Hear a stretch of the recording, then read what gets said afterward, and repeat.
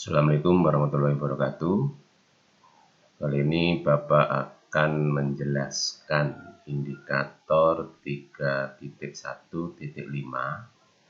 yaitu menjelaskan karakteristik kualitas informasi akuntansi.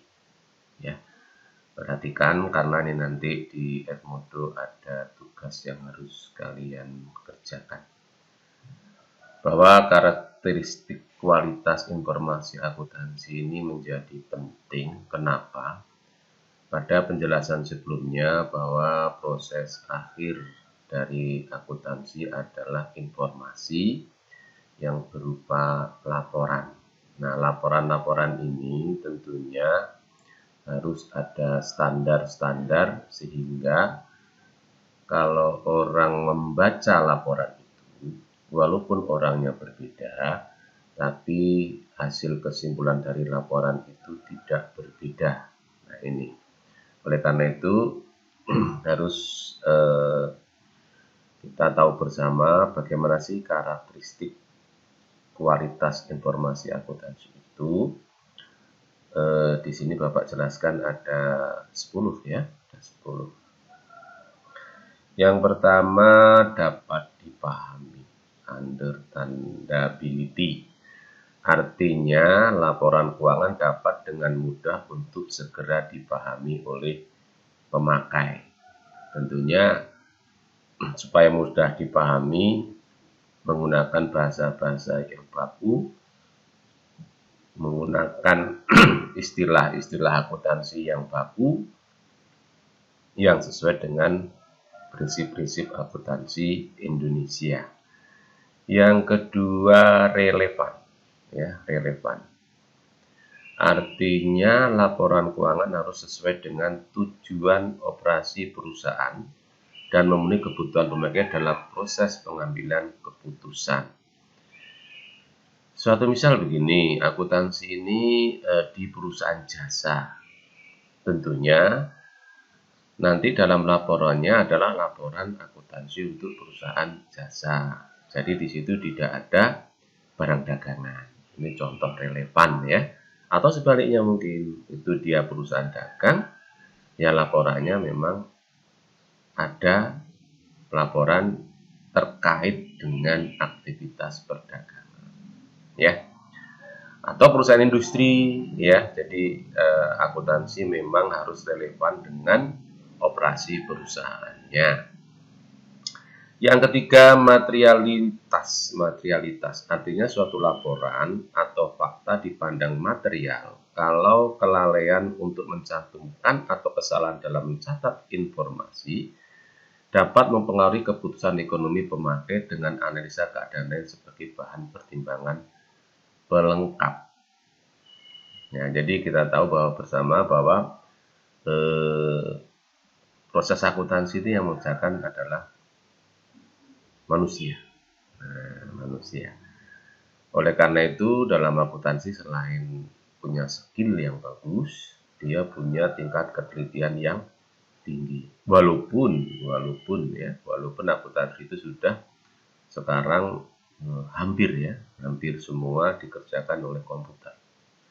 Tapi walaupun yang mengerjakan komputer, tapi yang input tetap manusia. Nah, ini.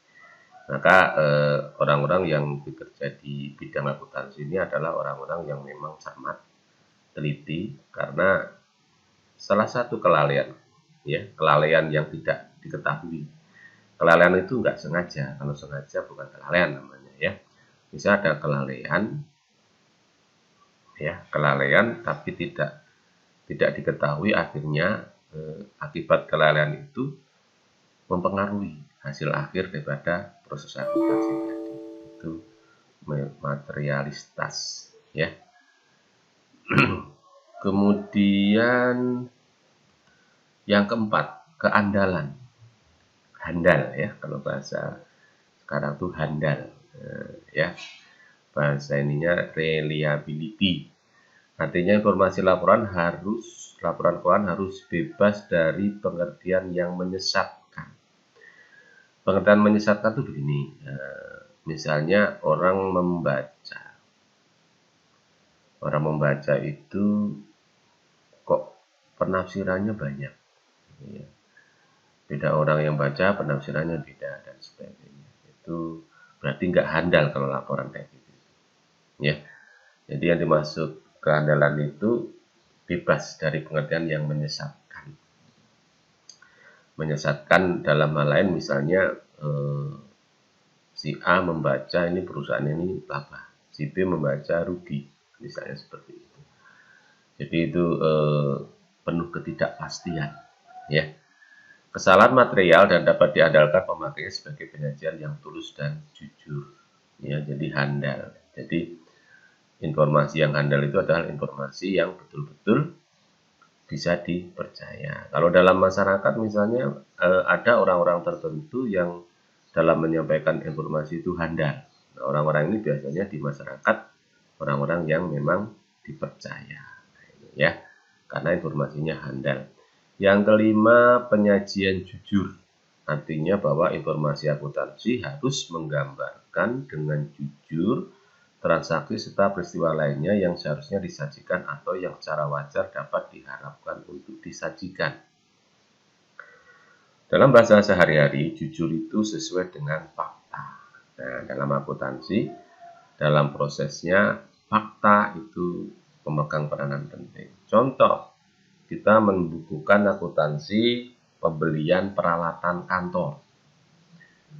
Selama itu faktanya nggak ada, faktanya ada, barangnya ada yang kita beli, tapi bukti dia belinya mana? Jadi fakta tidak serta-merta hanya barangnya saja yang dilihat, tapi bukti transaksi dia membeli itu harus ada. Yang kedua, bukti itu diperiksa, dia legal standingnya ada nggak? Legal standing ya, keren ya. Legal nggak? Resmi nggak? Nah, resmi itu cirinya apa? Mungkin ada capnya, ada tanda tangan, dan sebagainya. Jadi jujur itu bukan berarti hanya terlalu subjektif. Ya, misalnya kamu ditugasi membeli peralatan kantor, buktinya nggak ada, kamu sumpah-sumpah di depan bagian akuntansi, nggak perlu ya. Jadi jujur di sini bukan masalah percaya sama temen apa enggak, tapi yang membeli ini bisa nggak menunjukkan bukti dia beli alat itu. Nah, itu ya. Itu secara akuntansi demikian. Kemudian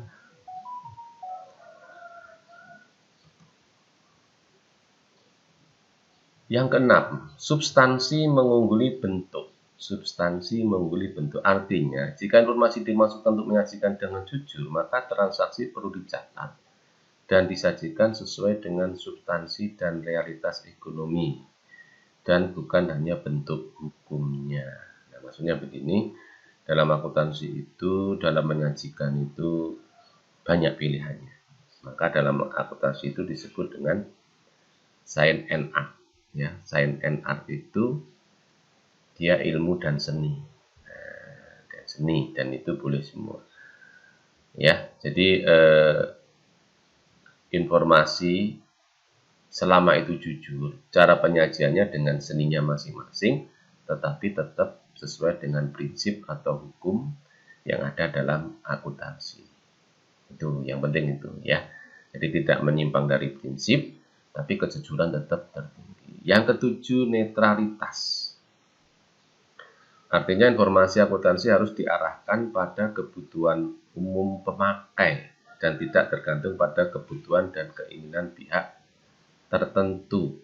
Nah, jadi tetap tidak dibeda-bedakan akuntansi.